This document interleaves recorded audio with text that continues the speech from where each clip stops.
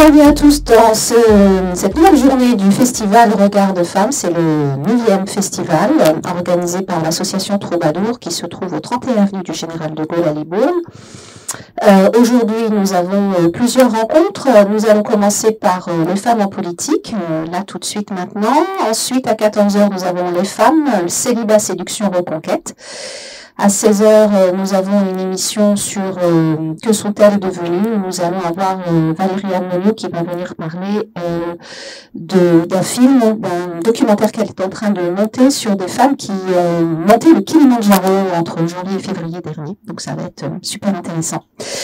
Voilà, vous savez aussi maintenant que durant tout ce week-end, il y a la collecte pour Féminité sans abri, pour les femmes dans la précarité. Ça fait maintenant 7 ans que cette association collecte des produits d'hygiène et les redistribue un peu partout en France, notamment en Gironde. Il y a eu 2041 kits qui ont été distribués l'année dernière pour les personnes qui en ont besoin, bien sûr, les femmes et les enfants. Vous dire aussi que dimanche matin, demain matin, de 9 h à 12 h, nous serons présentes sur le marché de Libourne avec un stand dédié à l'information et des échanges sur les droits des femmes et contre les violences faites aux femmes. Il y aura la présence du centre d'information sur les droits des femmes et des familles. Et puis à 11 h et à 11 h 30, nous aurons le flash mob. Emmanuelle pourra nous en parler tout à l'heure si elle veut, puisqu'elle est là présente avec nous ce matin. Et puis vous dire que cette table ronde est diffusée en direct sur la web radio Radio Troubadour et que l'émission est enregistrée, que vous pourrez donc la retrouver sur le groupe Regard de Femmes Festival Regard de Femmes l'émission. C'est pas dans ce sens-là. C'est Regard de Femmes, le festival, voilà. L'émission. Voilà, Regard de Femmes, le festival, l'émission. Et vous pouvez aussi tout retrouver sur le site internet www.regardefemmesaupluriel.fr. Je pense que j'ai tout dit. Voilà. Donc, bienvenue à tous et à toutes dans cette table ronde sur les femmes en politique. J'ai autour de moi 2, 4, 6 femmes qui se sont engagées, ou qui sont encore engagées en politique. Donc, on va faire un premier tour de table. Alors, je vais juste demander à chacune de se présenter. On va commencer par Julie Dumont, qui est là à ma gauche. Et puis, un premier tour de table pour se présenter, puis après, on parlera de vos engagements et de comment ça se passe. OK? Donc, je vous laisse la parole, Julie. Bonjour à tous, donc Julie Dumont, je suis en charge à Libourne, à la ville de Libourne, je suis adjointe au maire en charge des quartiers, de la démocratie participative, des budgets participatifs et du dialogue citoyen. Merci Julie. Donc à côté de vous, on a dit qu'on se tutoyait, donc à côté de toi, Agnès Séjourné. Bonjour à toutes et toutes, donc moi je suis Agnès Séjourné. J'entame mon 2e mandat ici à la ville de Libourne et là je suis en charge du défi climatique, de la transition écologique, de la nature en ville et des mobilités. Et par ailleurs, depuis 2021, je suis conseillère départementale pour le canton du Libournais-Fronsadais. Merci beaucoup Agnès. Donc à côté d'Agnès, Edwige Nondedeux qui nous accueille ici trop tôt. Merci de l'accueil. Bienvenue. Donc Edwige Nondedeux, je suis élue dans l'opposition à la ville de Libourne depuis les dernières élections, donc ça va faire 3 ans. Voilà. Très bien, merci Edwige. Donc à côté de moi, Chantal Dugour. Bonjour Chantal. Bonjour, donc je suis Chantal Dugour, anciennement élue, 15 ans de mandat élue d'opposition à la ville de Saint-Denis-de-Pile. Ancienne conseillère nationale aussi, puisque je faisais partie d'un parti politique. Et puis j'ai arrêté mon mandat en mars 2020, après les élections. Et je dirais que j'ai repris ma liberté. Voilà. Ça va être le sujet. À côté de toi, Cécile Picard. Donc, moi, Cécile Picard, j'ai été élue dans les Hauts-de-Seine, à Colombes, une ville de 83 000 habitants. J'étais adjointe au maire en charge du logement et je présidais l'office HLM. Donc, sur le mandat 2001-2008, exceptionnellement, c'est un mandat de 7 ans. Et puis, dernièrement, donc, j'étais candidate aux élections législatives sur la 11e circonscription de Gironde. Qui est la ville, enfin la zone principale? Blaye jusqu'à au-delà de Saint-Denis-de-Pile. Parce que personnellement, la 11e circonscription, j'ai pas on est sur le Nord-Gironde. Voilà. Très bien, merci. Et à côté, Emmanuel. Bonjour tout le monde. Donc, Emmanuel Méhut. Alors, moi, je suis élue depuis 2 ans seulement, parce que j'ai pris le train en route à la municipalité de la ville de Libourne. Et je suis donc dans l'opposition.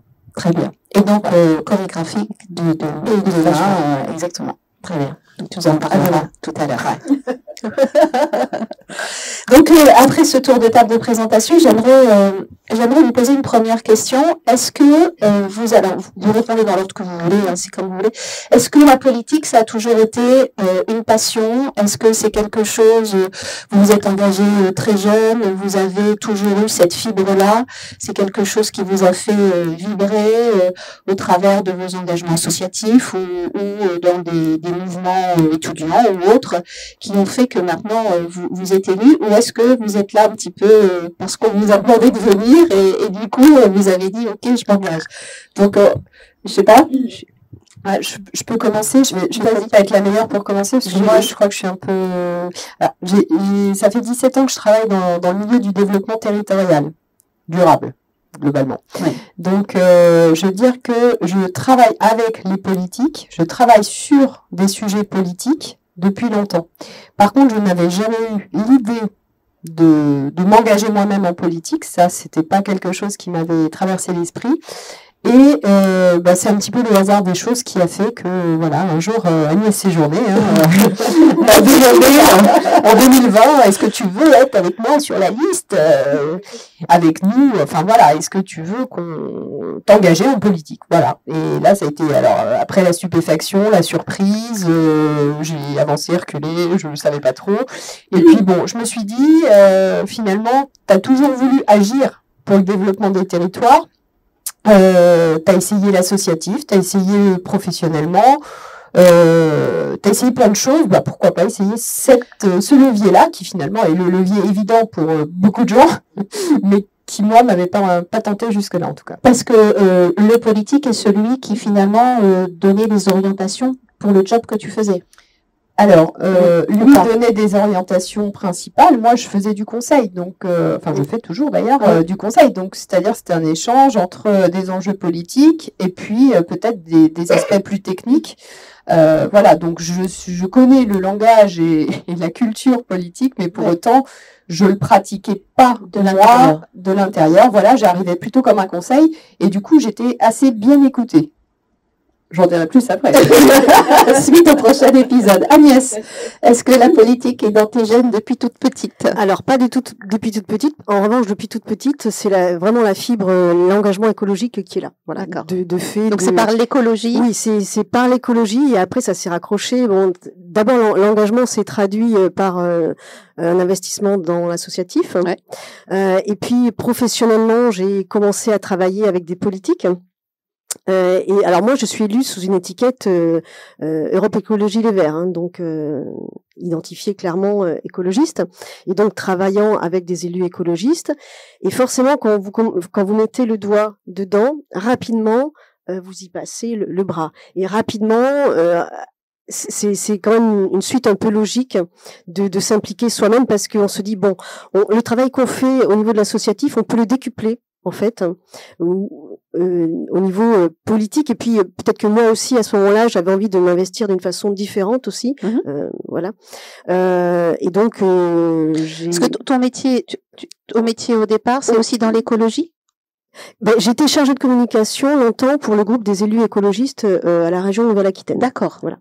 Donc ton travail était aussi dans l'investissement politique pour faire passer les idées du groupe politique auquel tu appartiens. À la fois politique, mais aussi écologiste. Hein. C'était vraiment tout. C'est toujours lié. Les deux notions sont liées. D'accord. Enfin, les deux mots clés sont liés. Et puis donc à un moment donné, on n'est pas un gros parti nous. Hein, donc et puis on n'a pas beaucoup de représentants. Donc, quand il s'agit de s'investir après dans les campagnes ou dans les différentes campagnes, bon, ben vous êtes rapidement identifié. Donc, toi, tu es sur tel territoire, tiens, tu peux y aller. Ouais. Donc, c'est comme ça que je me suis retrouvée sur la liste donc de Philippe Buisson en 2013 pour pour les municipales de 2014. Voilà.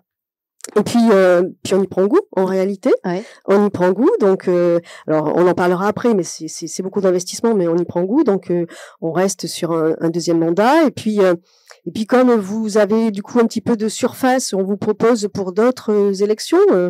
Et puis ça vous donne envie aussi parce que le travail que vous avez commencé à faire pour la ville, vous vous dites bon si je peux le faire à l'échelle du canton, c'est intéressant aussi. Hein. Ouais. Et puis voilà, on se retrouve candidate aux élections départementales et on est élu. Et là, ça change de dimension aussi. Ouais. Voilà. Donc c'est une progression. En fait, ça a été une progression faite d'engagement personnel et de rencontres aussi qui au final donc m'amènent ici. Contrairement aux autres femmes ici, toi tu vis de la politique. Enfin, c'est surtout tes mandats politiques qui sont voilà. ton job. Mais moi je suis en disponibilité de mon boulot à la région en fait. D'accord. Parce que je ne sais pas faire tout à la fois. Donc pour essayer de faire un peu correctement mes mandats, et j'ai laissé de côté mon métier. Ton métier, d'accord. Ok. Voilà, très bien. Edwige, la politique, génétique ou pas? Je pense que c'est peut-être pas la politique génétique, mais en tous les cas, ça m'a toujours intéressée.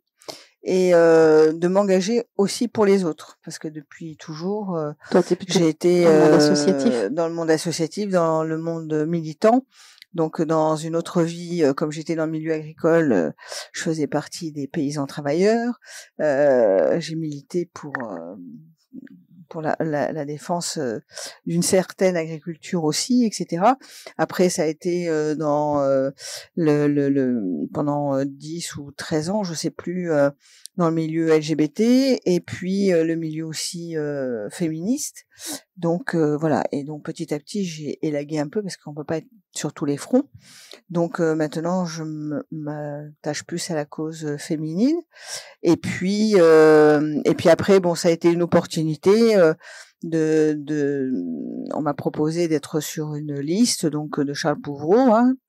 Et au départ, je trouvais on n'avait pas forcément d'atome crochu par rapport aux tendances politiques, enfin à la fibre. C'est vrai que c'était pas une liste forcément étiquetée. Voilà. Et donc, ce qui m'a plu aussi, c'était que il y avait tous les horizons à l'intérieur de cette liste. Et puis bon, après ça s'est plus ou moins bien passé. Donc, disons que j'ai appris les trois à avoir l'expérience commune de cette liste. Voilà. En fait, ce qu'il y a, c'est que quand il y a d'abord, ça fait partie de l'histoire. Remarque. Ça fait partie de l'histoire. C'est-à-dire que il y a l'idée qu'on se fait de la personne pour laquelle on s'engage, et puis après il y a la réalité. Et quelquefois la réalité est violente. Donc voilà. C'est là aussi suite au prochain épisode. Suite au prochain épisode. Alors Chantal, dis-nous. Alors moi, je vais dire que c'est ancré. Moi, à 18 ans, donc j'avais aussi un parti politique. Hein. 18 ans, j'ai pris ma carte du RPR. Ouais. Voilà, je fais partie des jeunes. Aujourd'hui, on les appelle les jeunes républicains.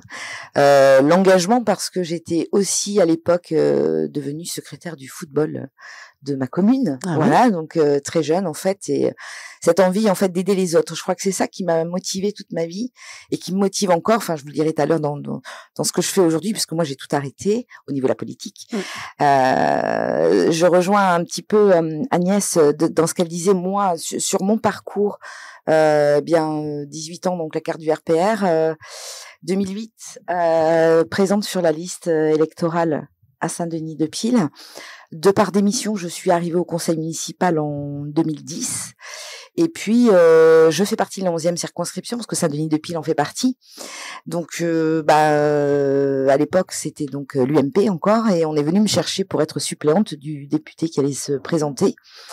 Et là, on se pose 1000 questions, parce que je me dis, mais est-ce que réellement c'est ce que je veux? Est-ce que réellement c'est mon engagement? Je crois que c'était la continuité, donc j'ai accepté 2012. J'étais donc la suppléante de Jean-Franck Blanc à l'époque sur la 11e circonscription. Et puis là, tout s'enchaîne. 2012, après 2014, tête de liste, j'ai été chef de file de l'opposition, donc chef de file face à Alain Marois à l'époque, qui a démissionné un an après son élection. Ça aussi, ça fait partie des choses qu'on a du mal à comprendre en politique, mais bon, ça fait partie c'est légal. 2014-2015, j'ai été tête de liste également pour les départementales sur le canton du Coutradé, le nouveau canton qui rassemblait Saint-Louis-de-Pile, l'ex-canton de Guîtres, Coutras et Lussac. Voilà, et puis présente sur la liste régionale avec Virginie Calmels. Voilà, bon, donc beaucoup d'investissements au détriment de beaucoup de choses derrière, notamment mes enfants qui ont grandi un peu sans moi, on va en parler aussi. Ouais. Voilà, donc un engagement fort, mais aussi en travaillant à côté, parce que quand on est élu d'opposition, il faut se dire qu'on n'a aucune indemnité. Donc j'appelle ça être élu bénévole, et encore si on fait le compte, ça nous coûte aussi de l'argent. Ouais. Voilà, parce que c'est de l'investissement, c'est prendre sa voiture, c'est des frais, c'est beaucoup de choses. Donc c'est vraiment un investissement entier. Voilà, et puis super contente d'avoir réalisé tout ça, mais à côté effectivement en bossant, donc dans un premier temps à temps plein, et puis après en diminuant mon temps de travail, parce que si on veut être présent et si on veut exister, il faut être présent sur toutes les commissions qui sont la majorité du temps, notamment au niveau de la communauté d'agglomération, dans l'après-midi. Ouais. Donc, si vous voulez être présent et qu'on vous dise pas vous êtes absent à toutes les commissions, il faut soit prendre des jours de congé, soit prendre des jours de RTT, soit ne pas travailler et ne pas travailler à temps plein. Donc, au détriment, bien évidemment, de plein de choses. Mais sans aucun regret aujourd'hui. Voilà. Très bien. Je peux passer la parole. Oui, là, je pense que c'est bien, Cécile. À toi, Cécile. Alors, un petit peu, un peu plus tardivement, 25 ans, je pousse la porte de la permanence du RPR de Colombes, et j'avais vraiment envie de m'engager. Alors, ce sont d'abord mes études qui m'ont amené vers la politique. Moi, j'ai une formation en économie et plutôt macro, donc sur les politiques économiques. Donc, je les ai toutes balayées. Et voilà, et ça m'a amené à cette volonté d'organiser la cité, créer de la cohésion dans la ville pour que chacun y trouve sa place.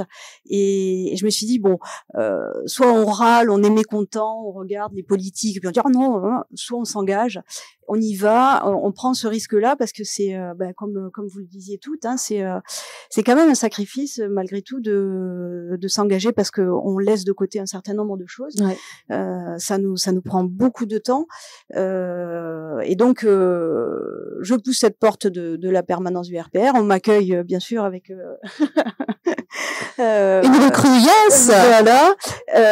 Donc j'avais plusieurs campagnes pour soutenir des candidats. Donc 95, il y avait bien sûr les présidentielles, une régionale, ensuite une cantonale.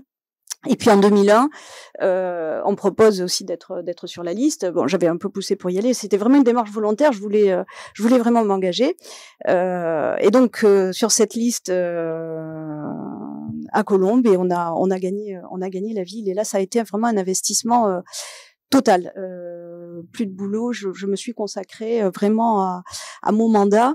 Et sur une commune comme Colombes, 36% de logements sociaux avec la délégation du logement, c'était vraiment particulièrement intense. Ouais. Donc là, tu étais rémunérée pour ce que tu faisais? Oui, en tant qu'adjointe, oui, tout à fait. Okay. Alors, par rapport à ce que mon boulot d'un côté, c'est pas, c'était pas à la hauteur de ce que tu as perdu par rapport à tes revenus professionnels. Mais pour autant, j'avais quand même une rémunération. Et j'ai fait 2 campagnes, donc une en mon nom, une cantonale et une législative dans les Hauts-de-Seine également, donc sur les terres imprenables, ce qu'on appelle les terres imprenables, où on envoyait les jeunes femmes souvent au casse-pipe. Au casse-pipe, voilà. Donc en terre de mission, exactement. C'est joliment dit ça. Oui, c'est ça, les terres de mission. Et j'avais vraiment mon enthousiasme, mon envie de partager ces valeurs qui étaient et qui sont toujours d'ailleurs qui sont toujours les miennes. Et au terme du mandat, donc après 2008, j'étais vraiment particulièrement, c'est prenant. Le geste que tu fais, c'est rincer pour moi, non? C'est ça, rincer. Voilà. Rincer. J'étais rétamée, rincée, voilà. Et donc je me suis un peu éloignée de la politique. J'ai toujours, enfin, on s'éloigne jamais vraiment beaucoup, mais parce que c'est une passion et je pense que ce qu'on disait tout à l'heure, enfin, on peut pas y aller si on n'est pas passionné. C'est parce que c'est quelque chose qui est en nous et on y croit et on fait pas tout ça si on n'a pas cette passion qui nous pousse. Ça c'est évident. Et donc quelques années de trêve, je dirais, et puis dernièrement les législatives et j'ai décidé de repartir parce qu'on l'a en nous, voilà. Et j'avais envie de et qu'il y avait personne après. Voilà. Sur la circonscription et donc c'est comment, c'est toi qui as dit il y a personne, j'y vais, ou c'est le groupe auquel tu appartiens qui a dit je les ai appelés, voilà, je me suis manifestée. D'accord, donc c'est ta volonté. C'est ma volonté, voilà. J'ai dit j'y vais. Mes enfants sont grands. Mes filles sont grandes, maintenant on a les petits enfants mais on les a pas tout le temps, donc c'est plus simple aussi au niveau de la vie de famille de pouvoir s'engager, parce que le temps de campagne c'est un temps où on n'est pas à la maison, on n'est pas du tout à la maison, il faut avoir un mari compréhensif ou une moitié compréhensive et puis les enfants grands, parce que oui, c'est très intense, voilà. Très bien. Mais comme Chantal, sans regret, vraiment un grand plaisir de toutes ces expériences. C'est très enrichissant. On rencontre des gens, on a des moments de partage très très forts, très intenses. Oui. Et donc c'est vraiment sans regret, c'est avec grand plaisir. Très bien. Emmanuel, ton engagement politique? Alors moi, un parcours un peu atypique, mais finalement qui me ressemble, j'ai envie de te dire. Voilà. Alors tu disais vibrer, etc. Peut-être pas à ce point-là quand même, mais un peu, non, il y a d'autres choses, mais au moins un peu baigné dedans quand même, donc au moins intéressé. Voilà, à la base c'était ça. De moi-même pousser les portes politiques, peut-être pas. C'est vrai qu'on est un peu venu me chercher. Et vu que rien n'arrive au hasard, je me suis dit voilà, c'est l'occasion, allons-y. Et sachant que moi j'ai toujours été issue du milieu sportif, je crois que ce qui est assez fédérateur finalement. Et comme disait Agnès, vu tout ce que je fais niveau local ou un peu plus régional voire national, je me dis je pourrais peut-être le faire à l'échelle de ma commune, pas forcément pour moi et mes clients, mais peut-être pour d'autres administrés. Donc voilà, je me suis dit tout s'est bien lié, tout s'est mis en parallèle et donc toi, c'était le sujet au travers du sport qui t'a dit oui. J'ai envie de voilà. contribuer à ce que ma ville au niveau du sport s'améliore, évolue. Moi c'était moi c'est plus il y a pas ce côté militantisme peut-être ou passionné parce que un job dans l'écologie ou comment faire avancer. Moi dans le sport, j'ai envie de dire tout roule, mais je me suis dit je vais mettre à profit mes connaissances, mon expérience et ça peut être que bénéfique en fait. Ouais. Et pourquoi l'opposition? Parce que effectivement, comme ça, les gens s'entendent pas trop sur leur laurier, ça titille un peu. Et je me dis d'avoir un autre regard, ça peut être intéressant. Justement, de pas être issu politique pour politique ou d'avoir fait des études là-dedans. T'as un autre regard derrière, qui est peut-être un peu plus neutre aussi, mais voilà. Donc du coup, ça avance. Plus consensuel peut-être aussi. Ouais. Et c'est vrai que pour le coup, alors nous, c'était une liste sans étiquette aussi. Je suis arrivée donc par démission, enfin c'est pas par rapport à comme ça où j'ai jumpé d'une place et qui fait que je suis là aujourd'hui, mais voilà, c'est que c'était comme ça que ça devait se passer et puis voilà. Très bien. Écoute, on essaie de faire bouger les choses tant bien que mal, mais pour le coup mon parcours moi m'a aidé dans le sens où vu que je n'ai pas forcément d'étiquette et que je suis relativement un peu sympathique quand même et que je connais pas mal de monde, c'est vrai que j'étais un peu accueillie de tous les bords, on va dire. Voilà, parce que donc pour le coup c'est pour la ville, c'est pour le sport et tout ce qui en découle autour. Donc ça a été un peu plus simple dans ce sens-là. Ouais. Voilà. Donc on va repartir. Voilà, on continue avec toi parce que quand je vous ai eu au téléphone les unes et les autres, c'était quand même un certain choc entre ce que on imagine et puis la réalité. Alors de l'accueil ou du regard des gens ou même au sein alors d'une ville, comment ça se passe, ce qui est dit, ce qui est pas dit, ce qui est préparé et que en douce ou qu'on sait pas trop. Enfin, vos histoires respectives faut qu'on voit que c'est pas un long fleuve tranquille. Non. Donc est-ce que du coup tu es arrivé parce que en cours de route, comme tu le dis, et entre ce que tu t'imaginais et puis comment ça s'est passé, Alors effectivement, il y a fantasme et réalité, mais on est d'accord, ça va pas se mentir. Entre ta motivation première et puis ce que tu Alors, elle est toujours là, mais c'est vrai que pour le coup, dans l'opposition, même si on essaie de faire un peu bouger les lignes, malheureusement, il y a quand même la grande frustration qui arrive de ce côté-là, parce que quoi que l'on dise ou quoi que l'on fasse, finalement... t'es dans l'opposition. Voilà. Donc, tant que ça ne vient pas de l'idée de certains, au final, ou qui s'approprient de tes idées, mais bon, moi, finalement, ça m'est égal, parce que tant que ça bouge, que ce soit vienne de moi ou Pierre-Paul ou Jacques, c'est pas grave, ça. Mais quand même, il y a ce petit côté un peu frustré et de pas pouvoir faire autant que ce que je voudrais. Oui. Voilà. Ouais. Ça, c'est un peu dommage. On voit ce qui va bien, on voit ce qui va pas, ce qui peut être amélioré. Et malheureusement, on peut pas faire grand-chose. On est juste un peu spectateur de ce triste constat, j'ai envie de dire. Oui, parce que moi, c'est ce côté un peu frustrant qui m'embête un peu. Parce qu'il y a vraiment des histoires d'ego ou des histoires de positionnement. Ouais, aussi. Puis ceux qui sont en place, ils peuvent pas avoir... ou qui n'ont pas forcément envie d'écouter d'autres versions, peut-être. C'est ça. Ou s'ils les écoutent, ils se les prennent. Bon, et te dire, c'est le jeu aussi. Tu vois, voilà, mais... Alors, je suis un peu déçue quand même, parce que je m'attendais à encore mieux. Ouais. Mais finalement, c'est à peu près fidèle, je crois, peu importe qu'il y ait 200 habitants, 10 000, 50 000, 80 000. Je crois que c'est partout pareil. Ouais. Et le principe est un peu le même. Et c'est vrai que c'est cette guéguerre un peu au pouvoir qui peut être un peu parfois malsaine ou déplacée. Je trouve que voilà, c'est un peu ridicule. Mais bon. Je pense que c'est ce que les unes et les autres vous dites, hein, entre l'envie de contribuer et puis la réalité des jeux de pouvoir ou des égos ou des enjeux financiers ou des envies de monter, puisque tu disais, Chantal, que toi, le maire avait été élu, démissionné pour placer une personne. Voilà, donc peut-être là tu peux nous parler. Te passer. Ouais. Alors oui, effectivement, c'est quelque chose de très frustrant parce que une campagne, c'est énorme. C'est qu'on s'investit et de surcroît quand on est tête de liste où on a 29 personnes, 30 personnes puisque nous on en avait 31 et que 36 voix près, Alain Marois est quand même quelqu'un que je respecte beaucoup d'ailleurs. Alain Marois est quelqu'un qui est au département pendant de nombreuses années. Pour moi, je dirais, c'est un sage en politique. Même si j'étais son opposante, il a toujours été respectueux avec moi, etc.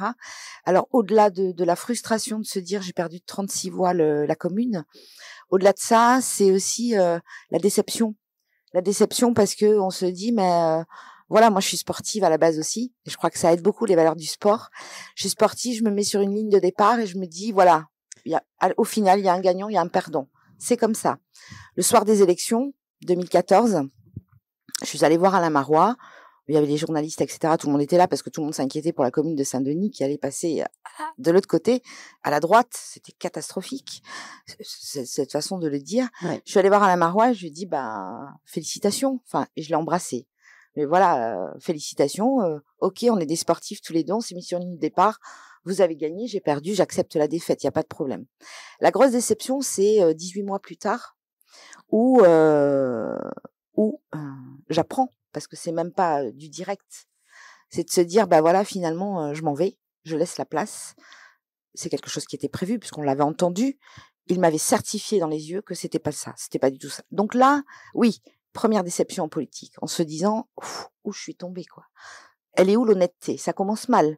Parce que quelque part, quand on est sportif, on se bat. On se bat parce qu'on croit et parce qu'on veut y arriver. Et quand on y va, c'est qu'on veut gagner. Clairement, on se donne les moyens de gagner.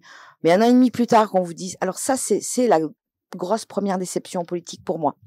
Parce que je me suis rendu compte à partir de là que la politique, effectivement, c'était pas un long fleuve tranquille et que... Alors, je dis pas qu'Alain Marois n'est pas honnête, hein. C'est la façon de procéder qui est gênante. Et là, on se dit, ouais, mais il y a pas qu'à Saint-Denis que ça s'est passé. Ça s'est aussi passé à Libourne. Ça s'est aussi passé dans d'autres communes qui avaient aussi mon étiquette politique et pour lesquelles ça s'est passé, hein. C'est pas lié à une étiquette politique. Ce sont des jeux de pouvoir que quand on est femme et jeune, en l'occurrence, on ne maîtrise pas. Et on est loin de se douter de tout ça quand on s'engage, hein. Moi, je sais pas vous les filles, mais moi, personnellement, quand je me suis engagée, j'étais loin de m'imaginer tout ça. Et ça, c'est une très grosse déception. La première. L'anecdote. Donc, tu me disais aussi, Julie, toi, que entre l'idéal, voilà, et la réalité, il y a Tout à fait. Oui, moi j'ai été surprise effectivement du fonctionnement de l'intérieur. Et je rejoins Emmanuel, hein, et pourtant on n'est pas dans le même camp. Mais voilà, je rejoins Emmanuel sur le fait que effectivement il y a un jeu qui est pas très sportif en fait, moi je trouve, et qui n'est pas suffisamment appuyé sur quelque chose moi qui me tient particulièrement à cœur, qui s'appelle l'intelligence collective. Ouais. Voilà, ça fait partie des choses que je mets en œuvre chaque jour, et du coup moi j'ai été surprise par le manque de moments de partage. Alors je parle à la fois au sein de la majorité, il y a des moments, mais c'est vrai que le temps manque à chacun pour en avoir plus. Avec l'opposition, parce que moi je trouve que justement c'est ça qui est une base de notre démocratie, hein, c'est d'avoir effectivement peut-être une majorité et une opposition, mais si elles ne discutent pas suffisamment, en fait c'est juste une juxtaposition inutile. Enfin, en tout cas c'est mon point de vue, je l'assume totalement. Et puis après, il y a aussi le dialogue, ce dont je me charge, hein, c'est-à-dire le dialogue avec les citoyens pour qui on travaille. Hein. On est là, c'est pour eux. Et donc bon, alors là-dessus, moi j'ai eu du mal au démarrage, hein, très clairement. J'avais pas compris comment ça marchait, moi. J'ai fait des boulettes dès le début. Voilà, il y a plein de choses que je connaissais pas, beaucoup de maladresse de ma part au tout début, un fonctionnement qui est quand même très pyramidal et sur lequel c'est très codifié en fait. Oui, c'est très codifié. Opaque, tu dis. C'est codifié et c'est des codes que moi j'ai vus, mais de l'extérieur, donc je les ai à peine effleurés. Là, tout d'un coup, j'étais plongée dans l'eau du bain avec des codes. Moi, personnellement, peut-être travaillant, comme je disais, sur tout ce qui est intelligence collective, innovation managériale, enfin voilà, des choses qui sont un peu, je vais pas dire à la pointe, hein, mais un peu dans l'innovation démocratique. Vu que je bosse là-dedans, en plus, forcément, j'ai plein de retours d'expérience. Donc, je me disais, waouh, un terrain de jeu de 25 000 habitants pour déployer tout ça. Donc, j'étais pleine d'espoir. Et puis non, je me suis aperçue qu'effectivement, je m'étais fait des rêves hein, sur des choses qui n'étaient pas opérationnellement réalisables. Donc, du coup, j'ai revu un peu ma copie. Je me suis dit, ok, on se calme. Je suis partie un peu vite. Je suis partie comme une sprinteuse alors qu'on me demandait de faire un long marathon. Voilà. Donc, je dis, ok, je me pose 5 minutes. Et puis bon, là, maintenant, je trouve un petit peu un rythme. Je comprends comment il faut prendre à la fois les personnes, on parlait d'ego, bon, il y a les personnes, il y a les groupes, il y a les tensions entre les uns et les autres, il y a ceux qui s'entendent pas, quand on bouge un truc à un endroit, ça fait bouger un truc à un autre, voilà.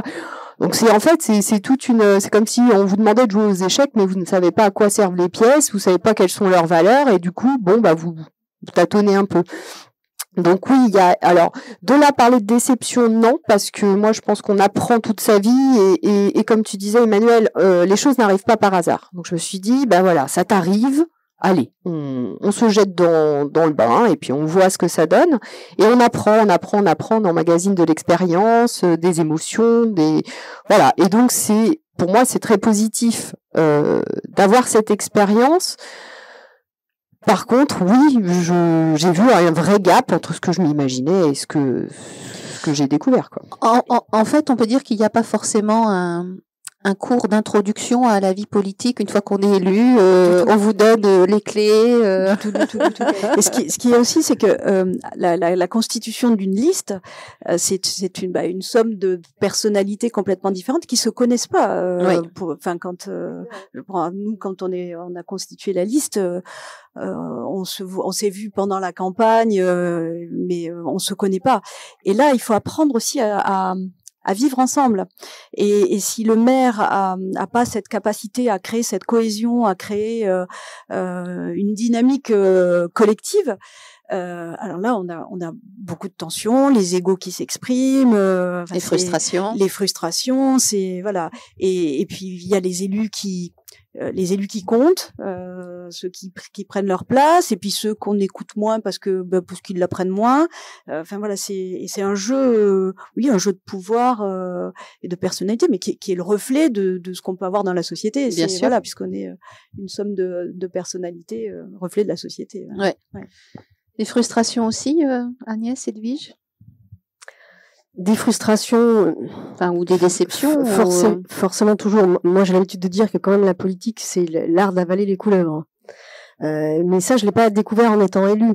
Parce que pour avoir travaillé avec des élus, je savais ce que c'était, je savais ce qu'étaient les jeux de pouvoir, je savais les concessions qu'il faut faire, les compromis, de quelle façon on lâche ou on prend. Donc ça, par contre, je le vivais pas moi personnellement. Après, c'est une chose de le voir exercer par d'autres, et puis c'en est une autre de le voir exercer soi-même. Donc moi, comme Julie, moi c'est pareil. J'avais beau être, graviter dans ce milieu-là, du moment où vous prenez la casquette élue, c'est plus la même chose. C'est une dimension différente que vous devez appréhender, et on plonge du plongeoir de 10 mètres. C'est il y a pas de phase de où on explique un peu comment ça va se passer. On est tout de suite mis dans le grand bain, et il faut apprendre comme ça. Donc ça demande plus ou moins de temps suivant les personnes, mais ça prend du temps. Et il n'y a pas de mentorat quelque part, les anciens qui prennent les petits nouveaux sous leur aile. Moi j'idéalise aussi, j'imagine des choses sympathiques. Moi, j'ai quand même eu la chance qu'Agnès soit en place, me mette un petit peu au courant des choses. Voilà, donc ça, oui, moi j'ai eu une forme quand même de solidarité féminine. Vous connaissez. Il y a eu de la solidarité féminine, de la solidarité intellectuelle. Moi aussi, je suis très préoccupée par les questions d'écologie au quotidien et pour le futur. Donc voilà, il y avait ça, et puis une amitié. Enfin voilà, je pense qu'on peut le dire. Donc une connivence qui fait que effectivement quand j'avais une question au tout début, allô Agnès, j'avais l'appel à un ami, moi. Voilà. Tu voulais dire? Allez, moi je disais non, mais au départ si, en fait, 18 ans, quand on pousse les postes, à 18 ans, forcément, on a derrière, on va soutenir, on fait les campagnes, on fait plein de choses. Nous avons toujours une personne qui, sous le nom de Jean-Claude Biraud, moi, qui était, que j'ai soutenu, j'ai fait ses campagnes, etc., qui me connaît depuis toute petite. Donc, qui en fait était très content et qui m'a toujours, tout le temps de tous mes mandats et de tous mes engagements politiques, c'est une personne vers qui je suis toujours allée et qui m'a toujours ouvert sa porte. Tant dans les conseils, notamment parce que quand on est une femme en plus, tant dans les conseils que dans l'accompagnement. Et ça, c'est super important parce que on parlait tout à l'heure des commissions, c'est quoi d'être dans l'opposition. C'est aussi beaucoup de sectarisme. Franchement, le pire, c'est pas le conseil municipal, parce que je dirais c'est un peu la chambre d'enregistrement où seuls les élus de l'opposition s'expriment. Donc c'est la petite, parce qu'on va gratter, on est le poil à gratter. Et en fait, on y va, mais c'est la seule image, et c'est ça qui est compliqué. C'est la seule image que les gens ont de vous, c'est-à-dire vous êtes les méchants, vous faites chier tout le monde, quoi. Mais c'est la seule façon qu'on a d'exister. Parce que justement par le sectarisme, on ne nous inclut pas, on prend pas nos idées ne sont pas bonnes à prendre, clairement. Donc notre seule façon d'exister, c'est d'être présent sur toutes les manifestations. Donc on bouffe tous nos week-ends, c'est toutes les manifestations et seulement s'exprimer dans l'opposition. Donc oui, effectivement, avoir quelqu'un sur qui compter et qu'on peut aider. Alors après, mon engagement aussi plus tard a fait que j'avais la chance d'avoir sur Bordeaux une belle proximité avec Nicolas Florian et Alain Juppé. Et comme j'étais conseillère nationale LR, ça m'a aidé aussi à prendre leur soutien et à prendre aussi leur expérience. Parce que finalement, il y a ça aussi quelque part. Il y a ce qui se passe localement, mais il y a aussi des décisions à Paris, parce que souvent c'est à Paris que ça se passe, où on organise, on détecte peut-être des personnes, et puis on se dit ah bah tiens pourquoi pas, ou je sais pas. Enfin, moi j'ai l'impression que j'étais militante aussi, politique, et je me rends compte qu'il y a quand même ça quelque part. Oui, il y a ça. Il y a surtout le genre de réflexion. On est quand même dans un milieu rural ici. C'est un choix de vie. Ouais. Et quand on vous dit, on pensait pas que dans le milieu rural, on avait une personne comme toi, quand même. Pourquoi il y a que des bouseux dans le milieu rural ou quoi? C'est ça, le truc. Enfin, je me dis, mais, clairement, et alors, quand on est une femme, on le prend, moi, ça me met hors de moi. S'engager où qu'on soit, c'est s'engager. Peu importe qu'on habite Bordeaux, Libourne, Paris, Saint-Denis-de-Pile ou dans le fin fond de la Dordogne. Moi, j'ai une maison en Ariège, j'adore aller là-bas. Mais pour autant, il y a des gens qui sont engagés, et c'est ça la principale valeur. Ouais. Et alors, un sujet que j'aimerais bien aborder, c'est la reconnaissance des compétences des femmes au sein de... Est-ce que c'est plus compliqué? Est-ce que c'est facile de dire, alors je suis élue, je peux peut-être contribuer parce que j'ai des compétences, des connaissances, un savoir-faire, une expertise. Comment ça...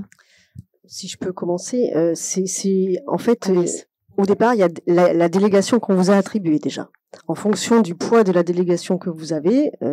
Mais par rapport à des compétences, justement, la délégation? Ah après, il y a tout un tas de choses qui peuvent rentrer en jeu pour attribuer les délégations. Hein. Il y a un jeu politique aussi. Il y a plein de choses qui rentrent en ligne de compte sur la délégation que vous obtenez et votre place si vous êtes adjoint, si vous êtes conseiller, voilà quoi. Et ça détermine donc le poids que vous aurez après et donc la visibilité, la surface que vous aurez. Mais quand vous regardez, là, ce qu'on vit là, c'est assez exceptionnel. On est 7 femmes là, en tribune, on va dire. Mais généralement, quand vous regardez, vous avez des hommes blancs de plus de 50 ans, généralement. Et quand vous avez une femme, ça se traduit comme ça. C'est visible à ce point-là. Et là, on a encore beaucoup de travail à faire par rapport à ça. Et en même temps, moi, je suis arrivée avec la loi sur la parité, et on se demandait quand même si on était là pour nos compétences, c'est ça, ou pour faire le quota. Oui, moi, je me souviens de ça. Et ça, c'était assez frustrant. Et de ce fait, on devait prouver 2 fois plus qu'on était compétente, qu'on était volontaire, voilà, parce que pour pas qu'on dise qu'on était là pour faire un quota. Mais au départ, sur les listes, les femmes étaient là pour faire du quota. Hein, et effectivement, les délégations qui comptent et celles qui comptent moins, il y avait plus d'hommes sur les délégations stratégiques, en tout cas celles qui pèsent et qui permettent d'avoir plus de visibilité que de femmes. Ouais, ça c'est sûr. Donc clairement, quand on a monté la liste, c'était la parité qui devait être respectée et le choix des personnes n'a pas été fait en fonction des compétences ou de ce que chacun ou chacune pouvait amener, mais parce qu'il fallait un homme, une femme, un homme, une femme. Et ça déjà, moi, ça m'avait un petit peu dérangé. Et aujourd'hui même, je me pose la question, est-ce que c'est correct de faire ça? Parce que on impose un nombre, mais sans tenir compte de la compétence. Et je pense que peut-être que s'il y avait 3/4 de femmes et 1/4 d'hommes, peut-être que les listes seraient plus conséquentes. Ça fonctionnerait mieux. Voilà, exactement. Mais c'est vrai que moi, quand on m'a donné la délégation du logement, je ne connaissais rien du tout au logement social, qui est un... Non, c'est parce que c'était une délégation stratégique. Moi, j'étais proche du maire. C'était la confiance du maire. C'est une délégation, le logement stratégique. Et donc, ça m'a été attribué. Mais je ne connaissais absolument rien au logement social. Bon, après, on apprend vite, hein, qu'on on est dans le bain. Et comme je disais tout à l'heure, j'avais arrêté de travailler, donc je ne faisais que ça. Et après, d'ailleurs, j'ai fait ma carrière dans le logement social. Mais c'est vrai qu'on arrive, on n'a pas forcément les compétences. Et je rajouterais, ce qui est compliqué, c'est que pour les femmes, c'est que la plupart du temps, on attribue soit le centre de loisirs, soit le CCAS. Voilà. Donc, en général, on trouve, voilà, les élus à ces postes-là. Par contre, effectivement, comme Agnès à Libourne ou comme toi, Julie à Libourne aussi, des postes stratégiques autres, c'est différent. Même une femme dans le sport aujourd'hui, c'est encore un peu compliqué. Même encore, enfin, je veux dire, c'est dommage parce que effectivement, on se prive de compétences. Je voulais juste rajouter que quand on fait une liste, moi, ça a été mon cas puisque j'étais chef de file. C'est pas facile. Franchement, c'est pas facile parce que on repère des compétences. D'abord, les gens qui veulent s'engager, parce que ça aussi, on repère des compétences. Parfois, on a plusieurs compétences au même poste. Comment on les définit, comment on les place, à qui on donne le poste ou pas. On rejoint la question de confiance, effectivement. Mais quand on est tête de liste, c'est pas facile. Mais il y a des jeux politiques aussi. Alors, moi, je voulais juste revenir sur le fait d'être dans l'opposition. Donc, franchement, moi, je me suis dit, bah, c'est pas grave, on est dans l'opposition, on y va, et puis on va travailler ensemble. Moi, dans mon idéal, c'était, je pensais que les commissions, c'était un moment d'échange où on pouvait proposer des idées, se dire bah non, je suis pas d'accord là-dessus. Ah mais ça, je trouve que c'est bien. Par contre, enfin voilà, qui est vraiment un travail commun qui soit fait et que nous on apporte aussi notre. Et en fait, donc ça, c'est une grosse déception parce que on tient pas du tout compte de nous. Et même s'il y a des interventions de l'opposition, que ce soit notre groupe ou les autres groupes d'opposition, on n'en tient jamais compte, quoi. Et je me dis, bah, on perd notre temps, parce que malgré tout, bah, il faut qu'on passe du temps à éplucher le livret. On n'a pas toutes les données, donc on ne sait pas vraiment le tenant, les aboutissants, donc c'est compliqué de pouvoir intervenir. Et alors, moi, je trouve en plus que les interventions dans notre conseil municipal, souvent, le retour de bâton est violent. Donc, moi, je me suis dit, je suis pas là pour ça, quoi. Voilà, je veux bien donner de mon temps, je veux bien, mais me prendre une rafale parce que je ne suis pas d'accord avec ce qui a été dit. Non, c'est donc c'est pour ça d'ailleurs que je ne parle jamais, j'écoute, j'observe, mais j'ai pas envie d'avoir ça. Et dans ma naïveté, pour pas le nommer, j'ai été voir notre maire, Philippe Buisson, et je lui ai dit, bah voilà, je suis dans l'opposition, certes, mais on peut travailler ensemble. Donc ça, c'était tout à fait au début. Et et donc je lui ai proposé notamment de monter un comité des fêtes à Libourne, puisqu'il y en a pas, et que avant c'était l'association des commerçants qui organisait les choses, et que là c'était plus le cas. Donc il fallait trouver quelque chose pour continuer les événements. Et sa réponse a été, c'est sûr, c'est vrai, mais par contre, on n'a jamais vu quelqu'un de l'opposition travailler avec la majorité. Ben, j'ai dit, mais c'est pas grave. Moi, je m'étais dit, ça sera un exemple. Peut-être que ça ouvrira d'autres portes. Mais en fait, il m'a dit, bon, je vais réfléchir, mais la réflexion s'est très, très vite arrêtée, certainement. Mais je trouve ça dommage.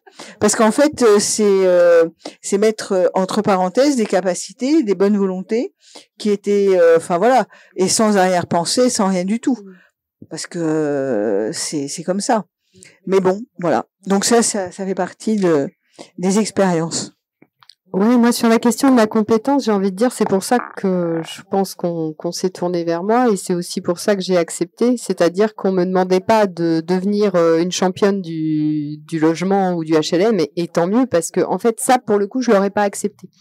C'est-à-dire que je ne me sentais pas du tout en capacité de monter en charge sur un nouveau sujet alors que dans mon boulot j'en ai déjà pas mal à traiter et donc du coup pour moi c'était vraiment m'engager pour mettre mes compétences au service de ma commune et d'expérimenter sur, comme je disais, je parlais de terrain de jeu, mais c'était un petit peu le sentiment que j'ai eu en fait, c'est-à-dire qu'après la stupéfaction, la peur, tous les sentiments par lesquels on passe quand on doit engager justement un nouvel engagement, j'ai eu le côté waouh, je vais avoir 25 000 habitants, on va pouvoir faire des conseils de quartier qui vont fonctionner, je pourrais expérimenter plein de trucs que j'ai vus. Et oui, au final, on y arrive, on progresse, mais c'est vrai que voilà, moi la compétence, c'était vraiment, même si j'ai eu parfois ce syndrome qu'on a toutes, souvent, c'est le côté un peu imposteur, quoi. Ouais. Je me suis dit ah mince, je suis adjointe. Alors moi, j'avais pas prévu à la base d'être adjointe. Je pensais que je serais plutôt conseillère municipale. Puis bon, là, je crois que c'est aussi il y a eu des discussions en mon absence qui ont fait que je me suis retrouvée adjointe. Donc du coup, ça a été un nouvel élément. Je me suis dit finalement. Là aussi, à passer la peur, la stupéfaction, parce que la peur surtout de pas arriver à tout gérer, quoi. Parce que, comme je disais, moi, je travaille, alors même si je suis indépendante, j'ai quand même du boulot, quoi. Bien sûr. Enfin, j'en ai perdu un peu depuis que je suis élue, mais bon. Et c'est vrai que, voilà. Mais en tout cas, la compétence, pour moi, c'était la porte d'entrée. S'il n'y avait pas eu cette porte d'entrée, j'y allais pas. Ça, c'est sûr. Pardon. je pense qu'il y a une question d'âge aussi, parce que nous, on était très jeunes et on se jetait dans le bain. Et je pense qu'après, effectivement, peut-être qu'aujourd'hui, ce serait à refaire. Ce serait plus sur la compétence que... C'est sûr qu'à 46 ans, on apprend vachement moins bien qu'à 18. Hein. Ça va plus aussi vite. C'est ça. Le sujet de la vie de famille, du quotidien, gros sujet quand on est mère de famille, grand-mère aussi, et associer toutes ces réunions, ces préparations de conseil, ces réunions de conseil, ces délégations, la représentation, peut-être qu'on doit aller faire aussi à droite à gauche, les week-ends, les soirs, voilà, je sais pas qui veut commencer. Je suis sûre qu'il y a des choses à dire. Très compliqué.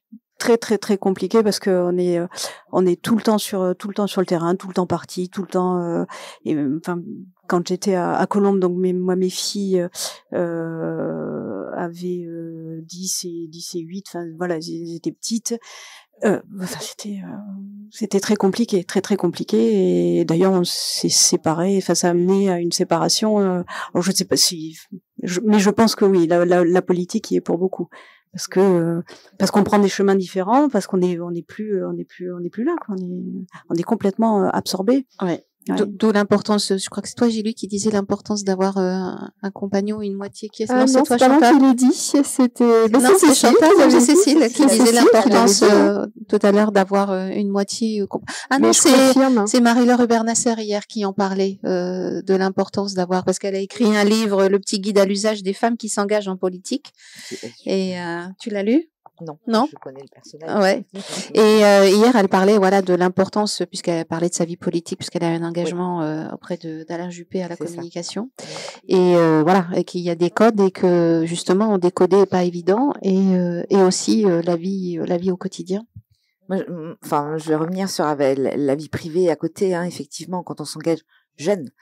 Et qu'on a des enfants, forcément, et qu'on est engagé jeune, les enfants arrivent aussi en même temps que l'engagement. Et moi, j'ai mon fils un jour qui m'a dit, mais je demande, il voulait aller chez un copain l'après-midi. Je dis non, c'est pas prévu du tout, tu n'y vas pas. Il m'a dit, mais on te demande pas ton avis, toi, t'es jamais là. Donc, comment tu vas te rendre compte si oui ou non, je vais aller chez mon copain? Alors ça, vous prenez une grande claque et vous vous dites, oui, quelque part, je suis sa maman, mais c'est que papa qui gère. C'est-à-dire que, voilà, vous travaillez toute la journée. Moi, je débauchais à 17h30, 18h les réunions, soit la communauté d'agglomération, soit dans ma commune. Et en fait, vous vous rendez compte, plus l'engagement républicain, Paris, Bordeaux, la circonscription. Et là, on se rend compte que quand on fait le point sur ne serait-ce qu'un mois, combien de soirs on est à la maison, combien de week-ends on est à la maison, parce que il y a les engagements de la semaine, il y a aussi les engagements de week-end. Si on veut exister en politique, il faut être présent, il faut se montrer, et tout ça, oui, effectivement, c'est au détriment de la vie familiale. Moi, j'ai la chance d'avoir un mari, ça fait 30 ans qu'on est mariés, j'ai la chance d'avoir un mari qui a pris en charge tout le reste à côté, c'est-à-dire les enfants qui font du sport, le suivi de la scolarité, mamie qui est pas très loin et qui vient aider. Voilà, donc c'est beaucoup de sacrifices, sans regret, c'est beaucoup de sacrifices. Moi, je rejoins tout ce qui se dit. Moi, j'ai la chance aussi d'avoir un conjoint qui a accepté la situation. Après, j'en avais parlé avec lui beaucoup, c'est-à-dire que je lui ai posé la question. Ça a été une décision aussi un petit peu familiale de dire j'y vais pas, parce que si j'y vais, alors déjà moi j'anime beaucoup de réunions le soir pour d'autres communes ou d'autres territoires. Ah oui, dans le cadre de ton métier. De mon métier. Ouais. Donc il y a déjà ça, et là paf, je rajoute en plus des réunions, mais plus près de la maison. Alors, on rentre plus tôt. Voilà, quand la commission commence à 18h, à 20h30, on a une chance de dire bonne nuit à ses enfants. Enfin, ma fille, en l'occurrence, à qui j'ai posé la question aussi, qui m'a beaucoup fait rire. Je le partage parce que c'est un petit quelque chose que j'ai envie de dire. C'est ma fille, un jour, je lui ai dit, bon, maman, elle est pas beaucoup là le soir, tu dois commencer à en avoir marre, etc. Je dis, si tu veux, tu sais, je peux faire des choix. Enfin, moi, vraiment, je suis toujours à l'écoute, en fait, de l'état psychologique aussi de la famille, quoi, parce que je veux pas non plus détruire ma famille pour un engagement politique, ça c'est pas envisageable pour moi en tout cas. Et je lui avais demandé à ma fille, je lui ai dit, tu sais, je peux aussi arrêter, il y a pas de problème. Et là elle m'a regardée, elle m'a dit, ah ben non, des femmes en politique, il y en a pas beaucoup, maman, faut que tu continues. Et là j'ai découvert que j'avais une enfant féministe, militante, alors que j'avoue que je la travaille pas là-dessus, 10 ans. Elle a 10 ans. Et elle m'a dit ça quand elle en avait que 9. Donc voilà, donc c'est assez drôle. Mais bon, voilà, moi, je pense réellement avoir la chance d'avoir une famille qui accepte, soutient, voire pousse. Oui. Là où moi peut-être je suis un petit peu plus réticente. Enfin voilà, moi j'ai pas spécialement des grandes ambitions, mais en tout cas voilà, si ce n'est de faire le mieux que je peux pour voilà, pour que la démocratie participative vive sur ce territoire. Mais voilà, il y a encore du boulot. Emmanuel, tu moi c'est un peu différent encore, hein, toujours pareil, mais non, concours de circonstances qui ont fait que j'étais projetée comme ça, mais tout s'est aligné, j'ai envie de te dire. Et c'est vrai que moi j'avais aucune contrainte, on va dire, et j'étais disponible pour ça. Et c'est pour ça aussi que j'y suis allée et que j'avais accepté. Donc c'est encore autre chose. Je me suis dit, je serais pleinement dispo pour tout le monde. Bon, moi, c'était plus le boulot qui faisait que.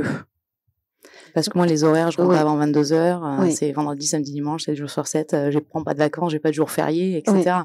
Donc moi, c'est ça où, voilà, les conseils municipaux, je ne suis pas forcément présente à chaque fois, mais j'essaie, voilà, de faire des cérémonies en journée où je peux me libérer. J'essaie de faire à ma manière, d'y contribuer comme je peux, quoi.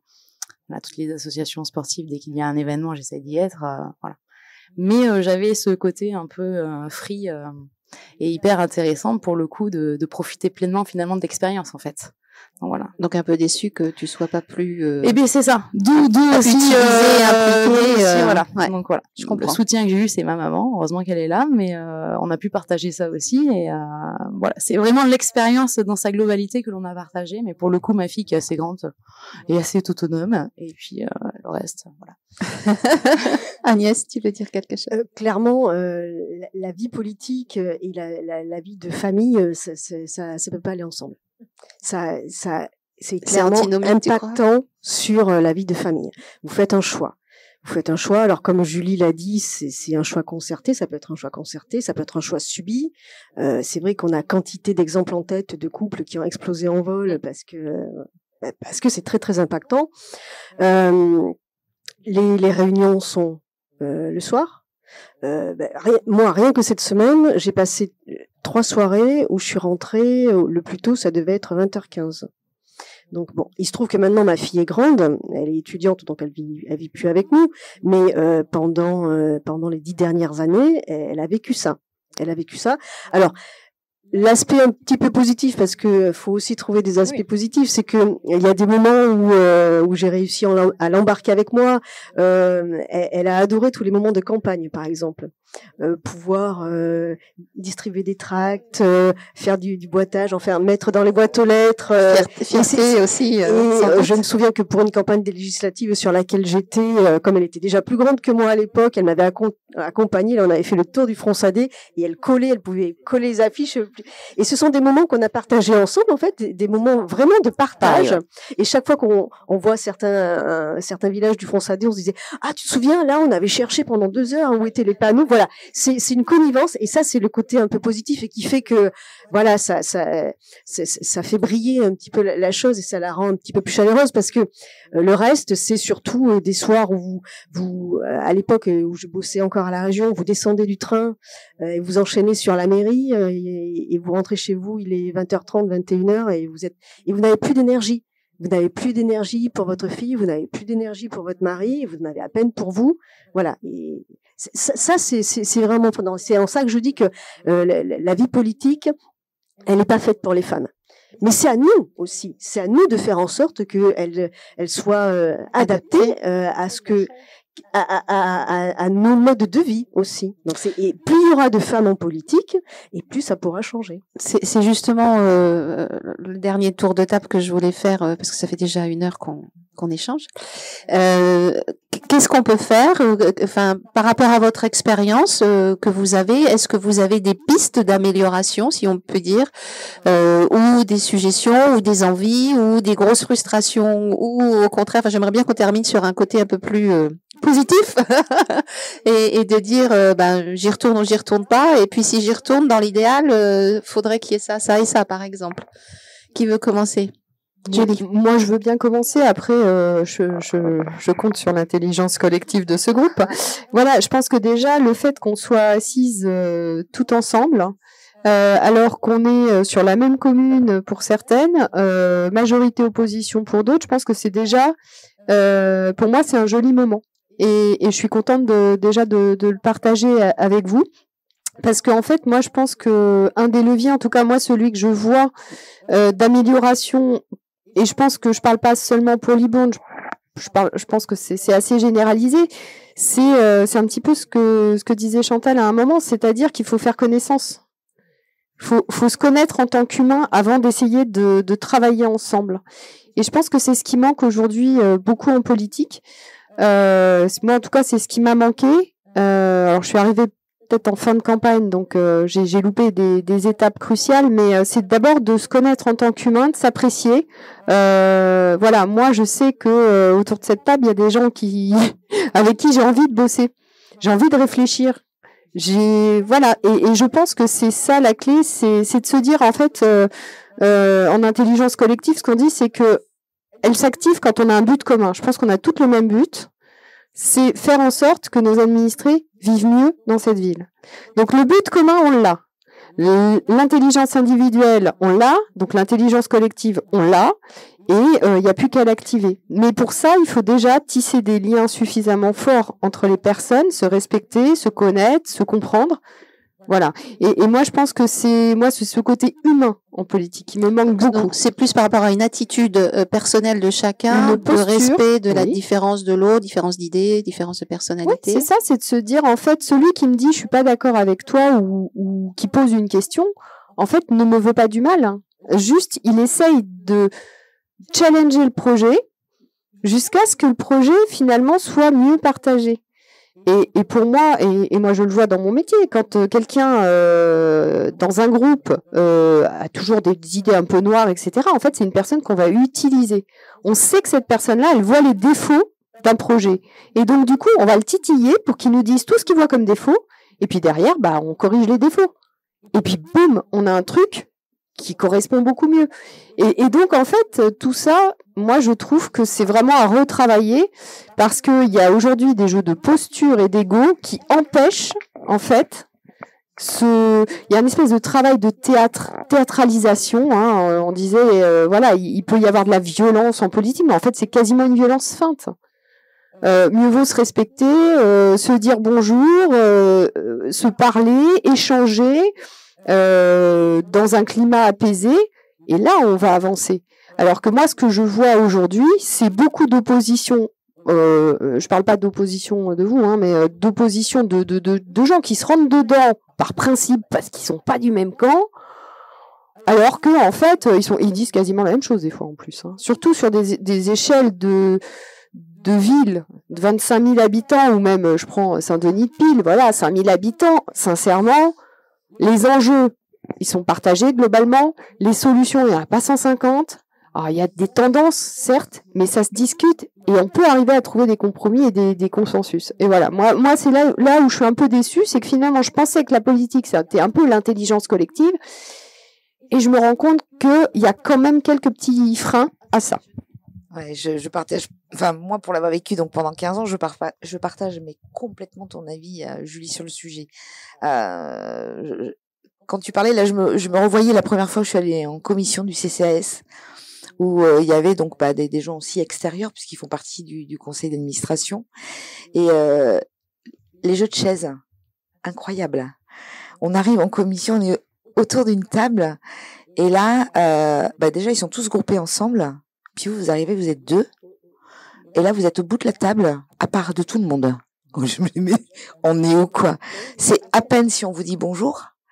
Ou bonjour, mais avec un sourire très crispé et à l'envers. Et moi, je me dis, mais je suis arrivée où, quoi? On vient défendre les intérêts du CCAS, en plus.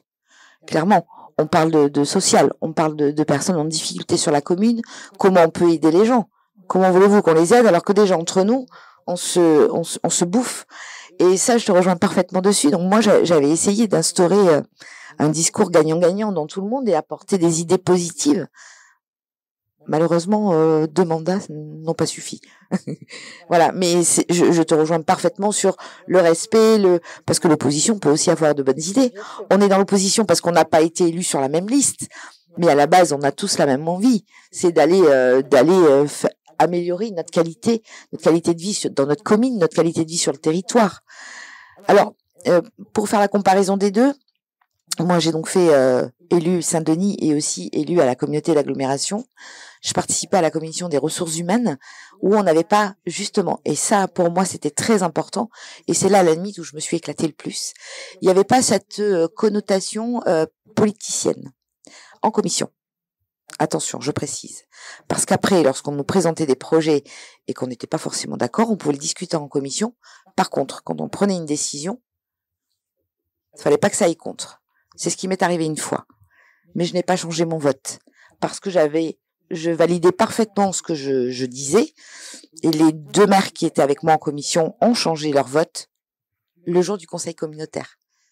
Parce qu'ils n'ont pas eu l'aval final. Voilà, ça c'est dommage. Par contre, en commission, on pouvait discuter, oui. C'est dommage, mais c'est la réalité. Moi, je pense à une piste d'amélioration pour la qualité de vie des femmes en politique. Des pistes. Je pense que la création d'un véritable statut de l'élu, ça permettrait vraiment d'installer vraiment les femmes dans le paysage politique, toutes ces réunions qui sont tardives le soir, qui durent jusqu'à pas d'heure, peut-être de réorganiser complètement la vie politique dans son quotidien, et ce statut oui permettrait vraiment de sécuriser la vie des femmes en politique. Quel que soit le poste, conseiller ou parce qu'aujourd'hui, quand on est élu, soit on laisse tomber son boulot, soit on essaie de concilier les deux. Mais tu disais tout à l'heure, tu perds du chiffre d'affaires. Enfin, ça a forcément des incidences. Parce qu'il y a des conflits d'intérêts parfois. Tu me disais. Il y a aussi des conflits d'intérêts. Il y a forcément une incidence sur sa vie professionnelle. Et quand on arrête, eh bien, il y a plus rien. Parce qu'il y a pas de chômage. Enfin, quand on a fait que ça, on cotise pas. Quand on a fini son mandat, c'est terminé. Et il faut repartir sur une nouvelle vie professionnelle. Il faut alors que si ça les gens ne savent peut-être pas tant que ça, parce qu'on parle souvent de cumul de mandats, de ceux qui font une fois que ça beaucoup d'argent avec la politique, mais finalement c'est une minorité. Je sais pas combien il y a d'élus en France. On ne gagne pas d'argent avec la politique. C'est vrai qu'il y a dans l'imaginaire collectif. L'élu a des avantages et gagne beaucoup d'argent. Enfin, on est toutes autour de cette table. C'est faux. Non, mais voilà, c'est plutôt un coût, un investissement personnel et financier que l'inverse. Voilà. Et ce statut-là, je pense, permettrait d'installer les femmes davantage dans le paysage politique et sécuriserait notre action de mission. D'autres remarques? Oui, moi ça m'évoque aussi le fait d'assainir considérablement le monde politique. Moi, je parle pas forcément au niveau local, mais il y a une perte de confiance quand même globalisée des citoyens pour les élus. Il y a des fantasmes aussi. On parlait effectivement, est-ce qu'on se fait beaucoup d'argent ou pas avec la politique. Je pense qu'il y a aussi ce manque de connaissance des citoyens par rapport à ce qui se passe réellement, parce qu'on n'ouvre jamais le capot. En fait, le capot il est toujours bien fermé, bien scellé. Et puis il y a des jeux de je te donne ça, tu me donnes ça, machin, qui sont pas sus, etc. Bon, après c'est peut-être ça la politique d'ailleurs. C'est peut-être moi qui ai encore rien compris, mais je trouve quand même que il y a une certaine. Je pense que si on était tous beaucoup plus cadrés sur ce qu'on fait, ce qu'on fait pas. Tu parlais de conflit d'intérêts. Effectivement, moi, je suis garante pour la Commission nationale du débat public, un flic de la concertation, quoi. Voilà. Donc, une espèce de stature à tenir qui est assez rigide. Bon, j'essaye de me l'imposer de la même façon dans mon mandat, c'est-à-dire que je veux pas davantage. Je vais faire faire ma façade. Je suis passée comme tout le monde par le service urbain qui a été long à me donner une réponse, j'ai revu ma façade plusieurs fois. Voilà. Et quelque part, j'aurais pu peut-être faire autrement, mais jamais. Et ça, c'est un truc. Faut être exemplaire. Faut être exemplaire, exactement. Et ça, l'exemplarité. En politique, je pense que c'est un des leviers pour regagner aussi la confiance des gens. qui se rendent bien compte, qui sont pas stupides, hein, qui voient bien que sur certains sujets, bah c'est pas clean.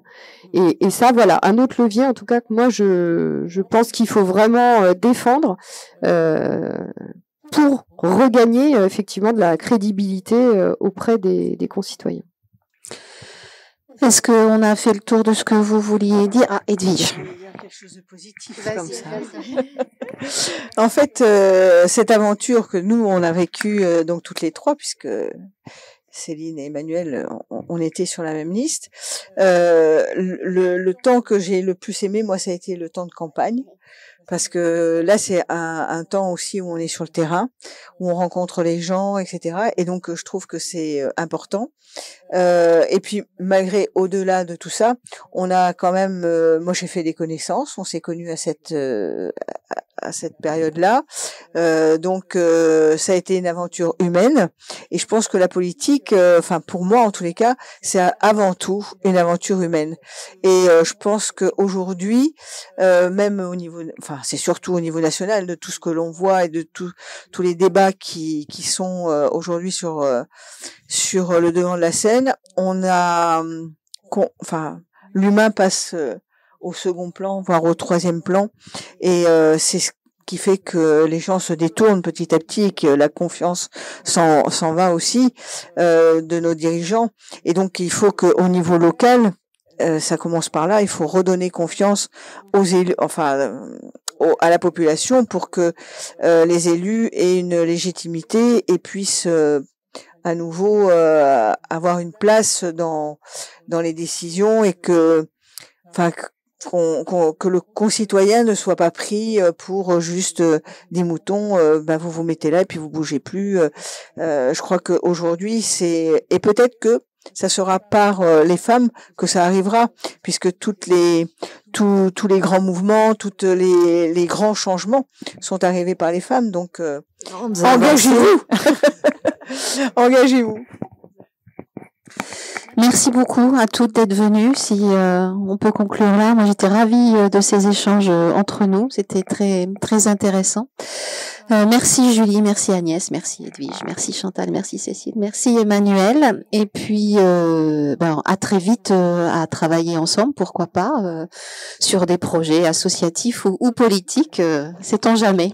Belle fin de journée à tous. Merci beaucoup. Merci mesdames.